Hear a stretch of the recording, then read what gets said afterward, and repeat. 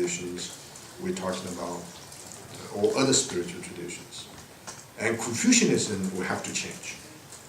This change is to understand the tradition in terms of the unity of the human and heaven. All the major problems we deal with here. I didn't ignore the other one, but my deliberate attempt is to understand forming one body with heaven and earth, with myriad things. And the Mencius was very, very aware of environmental degradation. The story about a mountain, the new mountain, close to a big urban center, and the trees became totally destroyed. And the question he asks, is this the true nature of the mountain? Mountain without trees, mountain without the sprouts. And if this barren mountain is not the true nature of mountain, then the true nature of mountain should have all the trees and should have a vibrant existence. So it is the human responsibility to make trees, to make nature truly fulfills the real potential of nature. But in the Xunjian tradition, there's some possible development which considers nature as something that can be used. The term is very deliberately chosen, and not just used. Of course, if you use it in an unacceptable way, nature is abused. So that will have to be carefully analyzed. If you look at the whole Xunjian corpus, the notion about ritual and music as a way of harmonizing human emotions, to try to reduce excessive expressions of any kind of human desire. It's very ecologically hospitable. And from the ecological point of view, is the notion about personal development is important. Now, in addition to major Western traditions, and if we talk about also non-Western traditions such as Hinduism, Buddhism, Confucianism, Taoism is by far the most important ecological thinking in human history. It's very difficult to find any tradition as thoughtful, as penetrating as Taoism in understanding the human-nature relationship. It's a very radical tradition. One of the radical features of the tradition is to say any kind of artificiality, anything that humans develop, man-made, is not disastrous, it's unfortunate. And for example, Zhuangzi's notion that someone wants to save labor, so build this mechanism that will pump water from one area to the other, without using the human muscle to carry the water in. And everybody is pleased with that invention. And Zhuangzi said no. And I don't mind the convenience, but I'm worried about the human imposition on nature. Now you build this mechanism, then you build some other mechanism. Before you know, there's a great deal of contribution to human well-being based upon the change or eventual destruction of nature.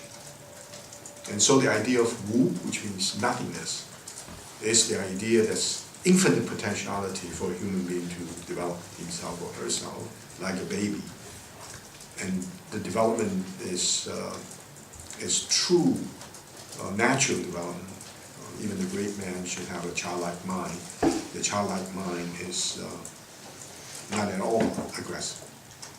So the Zhuangzi vision, the Taoist vision, including the Book of Change, the yin-yang interaction of heaven and earth, you emulate heaven and earth, you work hard in order to transform yourself.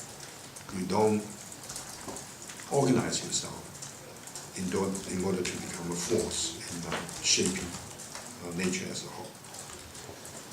But all these traditions that I say each one of them, including the Christian tradition about dominion, turned out to be basically friendly to ecology, because the ecological problem didn't even come into being before the 19th century, or of course before the 20th century, the latter part of the 20th century. So what happened was the modern West. And in order to deal with this question, ever since 1972, but especially in the last 50 years, some very powerful forces or movements emerged. And then environmentalism is certainly one of them. But feminism, religious pluralism, the importance on cultural diversity, the importance on the communitarianism, all these traditions try to fight against one powerful force, among many others, of course, one powerful force which really turned out to be a major threat to the environment. That is the unquestionable notion about the individual. Just the individual or individualism is the core of human accomplishment. And why individualism is considered so threatening to the environment? Because it is by far the most authentic or original manifestation of human power. And earlier, science cannot be developed without this individual ingenuity. And once the person, the person believes that nothing outside of the person is worthwhile unless the satisfaction of the person is realized. And that satisfaction, there's no limit.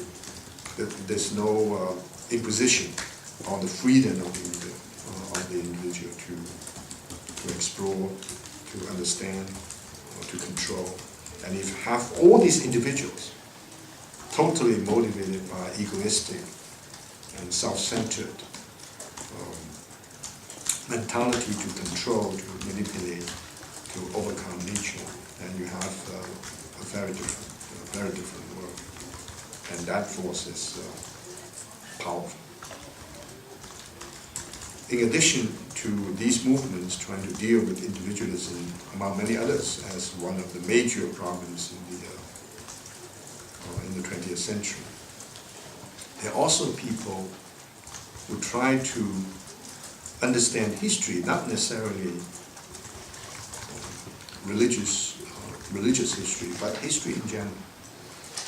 Try to understand again how the human beings came into being ever since the Neolithic period.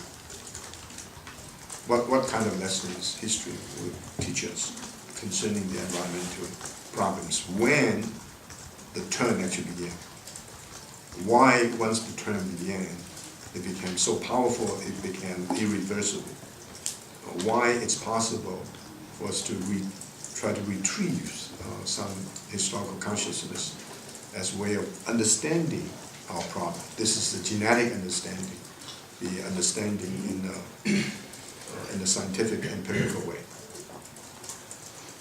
Now, one area that is much more difficult to understand, to appreciate, is try to appreciate the mentality of the indigenous peoples. And normally we don't take any, we always talk about indigenous peoples as problems to be resolved because they are not modernized and their economic situation is terrible and their knowledge is not advanced, so we really have to do a lot in order to help them out. But now there are many indigenous movements in the United States as well.